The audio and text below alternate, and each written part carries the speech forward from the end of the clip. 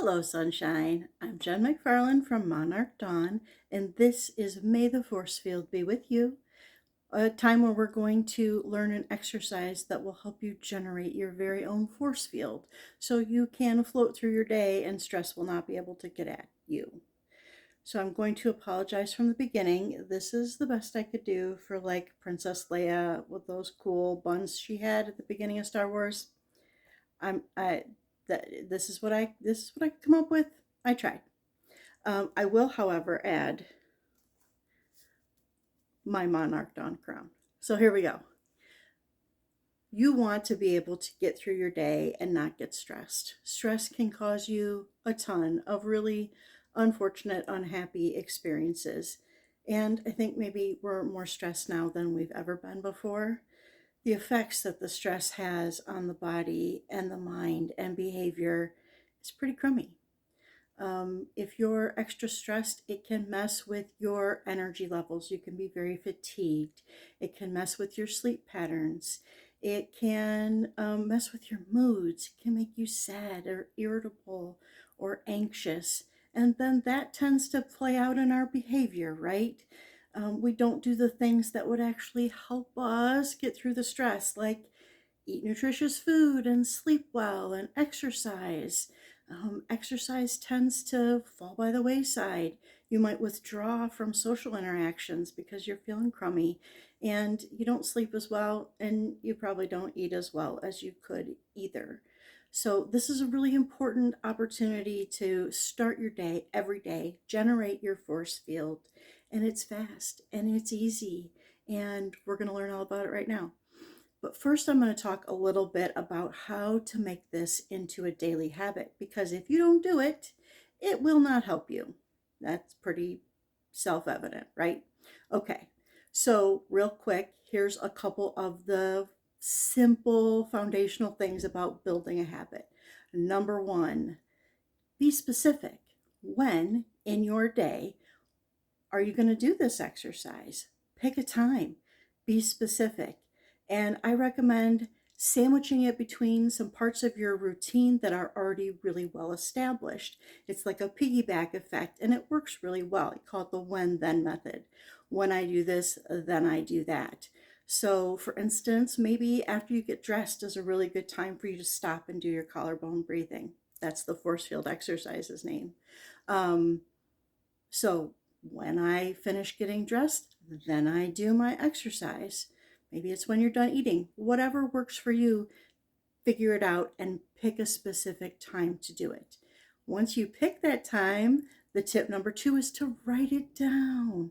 Whether it's to remind you, writing it out someplace visible where you can see it, or it's just a matter of sticking it in a daily journal or your planner, whatever you do for a daily basis for writing, write it down. It makes a stronger connection in our memory when we write something out longhand, other rather than just thinking about it or even typing it. So, number one, get specific about when you're going to do it. Number two, write it down. Number three, track it. Pay attention. Did you do it today? Even a little X on a calendar, super fast and easy, doesn't have to be complicated. You can do an app if you like that. You can put a mark on your calendar. You get yourself a sticker chart, whatever works for you, but track it.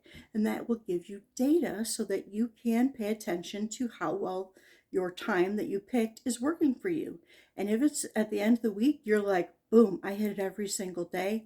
Awesome. Then you know you've got a winner and you keep doing it and you celebrate. That's the last part of the process. You celebrate your success. You celebrate the fact that you're putting effort into taking better care of yourself, even if you're not super successful. Celebrate the fact that you remembered to take a moment to stop and review, even if your data doesn't show that you're being super successful. Okay, so the four, real quick again, are get specific, write it down, track it, and celebrate your progress. Even if it's just like, I just remembered that I forgot to do this all week. Celebrate the fact that you're still trying to take good care of yourself, okay? All right, so now let's get down to the actual nitty gritty of the exercise. This is super simple. It takes about 2 minutes and even less once you get used to the process. I am going to walk you through the whole process. I will break it down and then I will do it with you. So you can play this video if you want to help you, kind of remember to do it. And you can also get written instructions. Just let me know and I will send you the written instructions. Okay. So this exercise is called collarbone breathing, and it's a combination between tapping and kinesiology. So the kinesiology part is a breathing pattern that we do, and the tapping part is the tapping part that we do. So we're going to do 2 points. It's going to be the collarbone and then this spot on the back of the hand. So if you go down the middle of your neck and over about an inch, you've got these little knobs on the end of your collarbone. That's what you're looking for. And you can do this through clothing. You don't have to have your neck exposed in order to do this properly. And then the second part is between your pinky and ring finger knuckles, in between the tendons there, about an inch down. Now, here's the great part of this. You do not have to be pinpoint accurate. You can tap on the whole back of your hand and you'll hit the point and it'll be great. And you can get close to these collarbone knobs and that'll be great. It works just as well. Also, you can pick left or right, whichever way you want to start. It doesn't matter. The breathing pattern goes like this. You take a deep breath in, half a breath out, half a breath out, and then half a breath in, and then you breathe normally.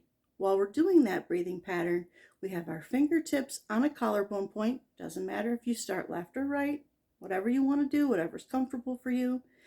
We tap on the back of the hand, do the breathing pattern. Then we put knuckles on that same collarbone point. We're always going to try to keep the thumb up and out of the way in all these hand positions. Tap on the back of the hand, do the breathing pattern. Knuckles on the second collarbone point, thumb up and out of the way, tap, breathing pattern, and then fingertips on the second collarbone point, tapping, breathing pattern. Now here is the hardest part of the entire exercise, switching hands.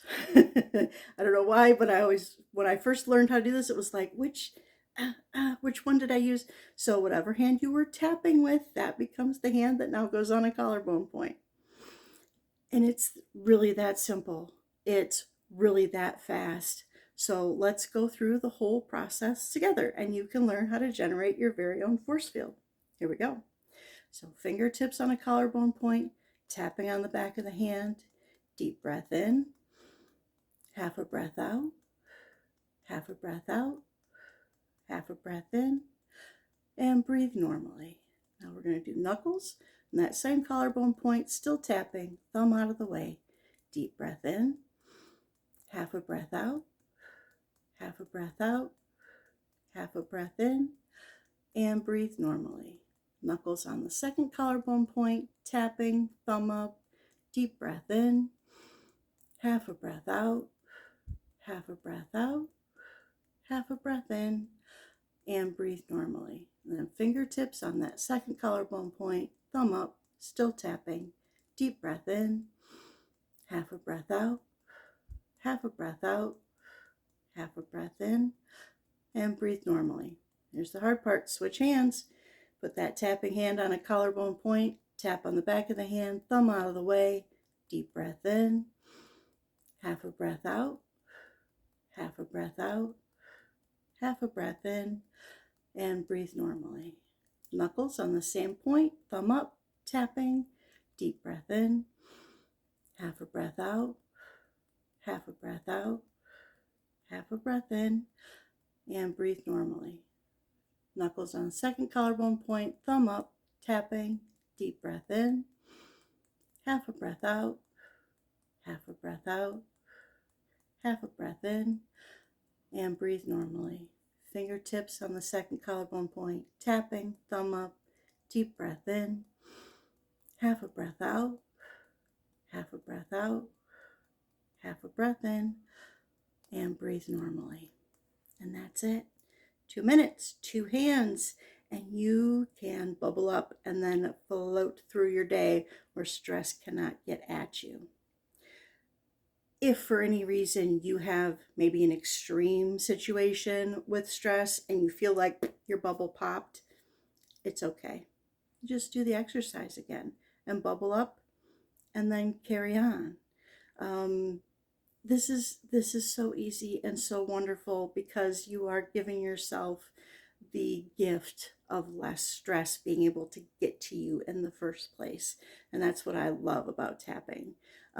If you have already experienced an overwhelming amount of stress, or you're dealing with anger, anxiousness, sadness, trauma, a few other things, a full tapping sequence can help sort of neutralize and release that, get it out of the way. And then you do this exercise and you don't get the stress back into your system. So that's why tapping is so wonderful, because not only does it help you deal with things from the past, but it helps you deal with things that are happening right now.